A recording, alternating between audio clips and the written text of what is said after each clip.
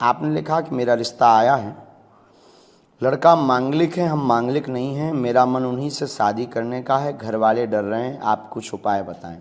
बहन, उज्जैन में मंगलनाथ मंदिर का एक स्थान है, आप वहाँ जाओ और मंगलनाथ मंदिर के यहाँ अभिषेक करो और भगवान विष्णु को वरण करके आप अपने गृहस्थ जीवन में आगे बढ़ जाओ, मंगल ही मंगल होगा।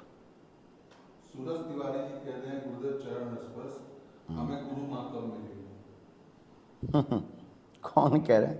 सूरज तिवारी। सूरज तिवारी जी, गुरु पिता से ही काम चलाओ अभी। पगला। कट्टर हिंदू अमन गुप्ता, महाराज जी सीताराम, मैं हमीरपुर जिले से हूँ, मेरा सवाल है हिंदू राष्ट्र में इसी साल लाना है, चलो तैयारी करो। नवनीत राजा, आपने कहा गुरुजी सीताराम, आज पंडाल में आपकी कथा सुनते सुनते बार बार मेरी आंखों में आंसू आ रहे, उसका कारण क्या? तुम्हारे भाव बन रहा है, तुम्हें भी प्रभु याद कर रहे हैं, गुरुजी याद कर रहे हैं, कोई नहीं।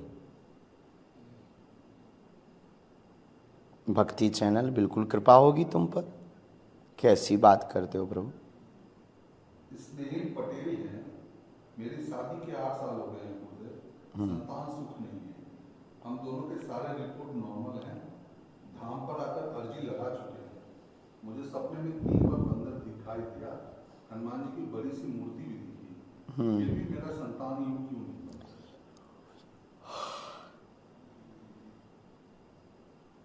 राम को कोई ना कोई कारण होगा, फिर भी कोई दोष लगा होगा जिससे वंश वृद्धि में रुकावट है। अर्जी लगवा लेना, जल्दी खुशखबरी आएगी। सनातनी ममता ठाकुर, गुरुजी प्यारे गुरुजी, आपकी तरह मैं भी बहुत चाय पीती हूँ। प्यारे गुरुजी आप बताओ कब आएंगे दिल्ली, मैं आपके लिए चाय बनाकर रखूँगी, फिर हम चाय पियेंगे, आशीर्वाद दो। कभी भी बागेश्वर धाम आ जाओ बेटू, चाय तो हम भी बहुत पीते हैं। ये एजे स्टाइल है, इनका सवाल बड़ा यूनिक है। जीवन समर्पित हो जाए आपके श्री चरणों में। गुरुदेव, एक साधना का एबीसीडी कैसे समझा जाए, इसकी कोई वीडियो आप जरूर डलवाएं कि जिससे आम आदमी का जीवन सुधर जाए। पुराण वेद क्या है हम सनातनी नहीं जानते, उसका सरलीकरण बताएं। ठीक है, पुराण क्या है, वेद क्या है, इस पर हम एक एक चैप्टर रख करके बताएंगे।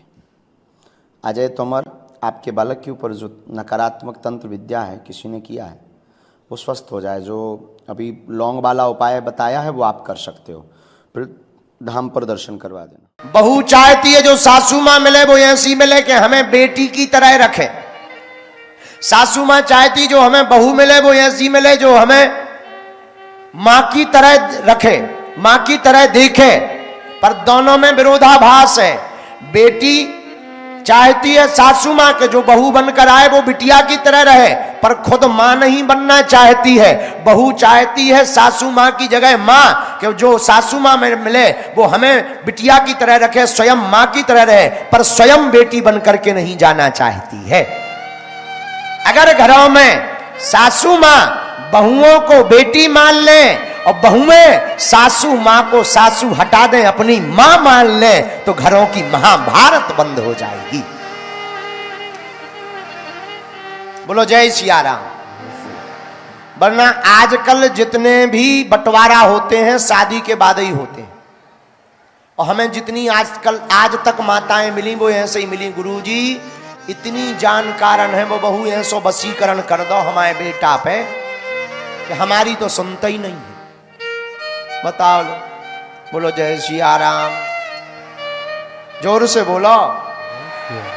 ये वशीकरण का प्रभाव नहीं है, संस्कार का प्रभाव है, इसलिए हमारी प्रार्थना। अच्छा एक और है, बुरा न मानना,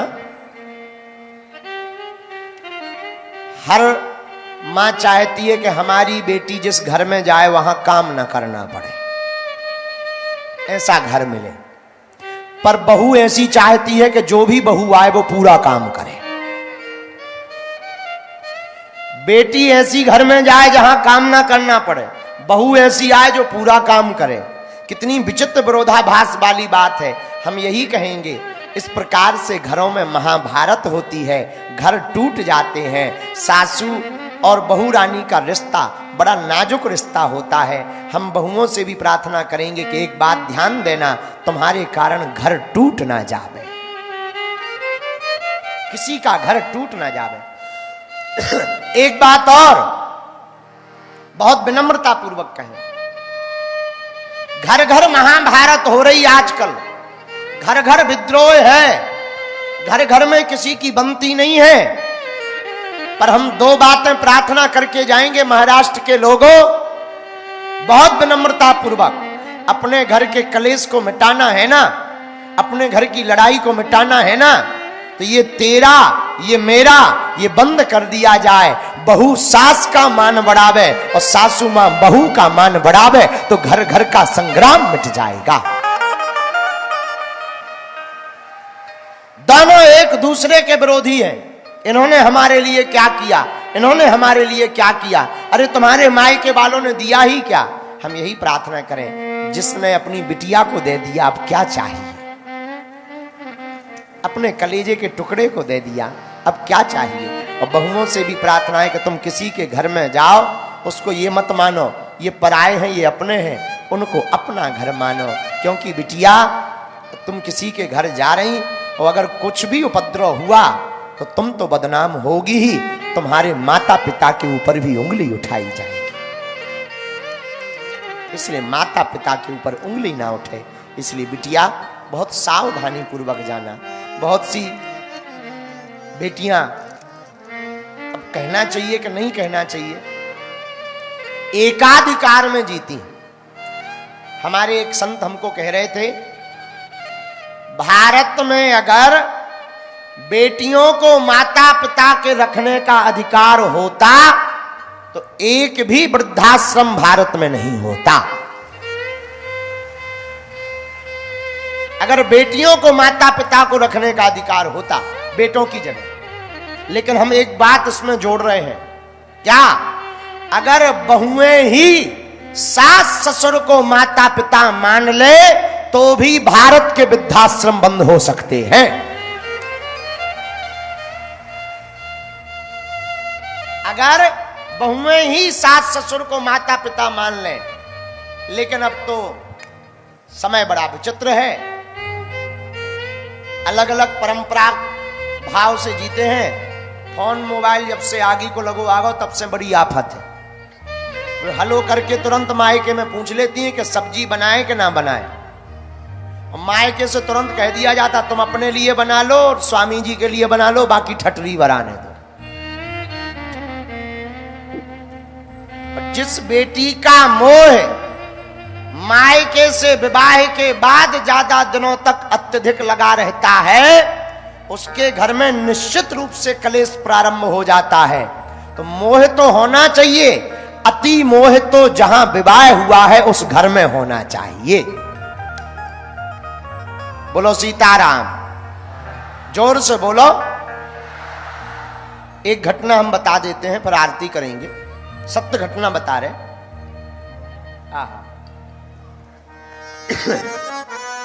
एक गरीब घराने की बिटिया थी, साधारण परिवार, बहुत गरीब, पर देखने में बड़ी प्यारी थी, सुंदर। उसका विवाह एक अमीर घर में हो गया, चरित्र के कारण और स्वरूप के कारण। जब उसका विवाह अमीर घराने में हो गया तो पिता ने कर्जा लेकर के 2-2.5 लाख में उसका विवाह किया। बहुत साधारण परिवार था, गरीब। रक्षाबंधन के बाद में, अब आपके यहां ऐसा होता है कि नहीं होता है, हमारे तरफ में बेटी पक्ष के यहां से मिठाई जाती है। रक्षाबंधन बेटी पक्ष के यहां से मिठाई जाती है और उस मिठाई को पूरे मोहल्ले में बांटा जाता है, बिटिया के ससुराल में। तो बिटिया को तो पता था कि हमारे घर पर ज्यादा कुछ है नहीं, अमीर घराना, और 1-2 मिठाई के डब्बा में कुछ होना नहीं।